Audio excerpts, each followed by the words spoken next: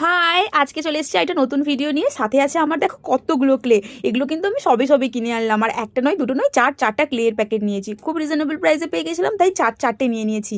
আর দেখো কালারগুলো এত ভালো ছিল না, আমার মনটা একেবারে খুশি হয়ে গেছিল। আরে দাঁড়াও, এই দেখো কত বড় একটা আয়না এনেছি। এটাও তো দেখো, এটার উপরেই কিন্তু আমি ক্লে দিয়ে কাজ করব। তোমরা নিশ্চয়ই গেস করতে পারছো কি কাজ করব। হেয়ারের মধ্যে কালারফুল ক্লিপ লাগিয়েছিলাম, আগের ব্লগে তোমরা দেখেছিলে। এরপরে তোমরা দেখতে পেলে আমি কালারফুল কত ক্লে কিনে নিয়েছিলাম। এরপরে দেখো কালারফুল চোঙা ভাজা নিয়েও বসে গেছি। আমাদের এখানে কিন্তু এই পাঁপড়গুলোকে চোঙা পাঁপড় বলে।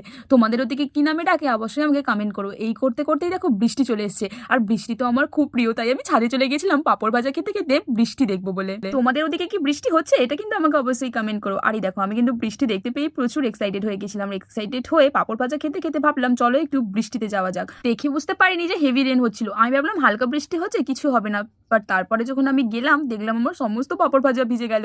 আমি তারপরে ছুটে ছুটে চলে এলাম। তোমরা চ্যানেলটাকে সাবস্ক্রাইব করতে ভুলো না।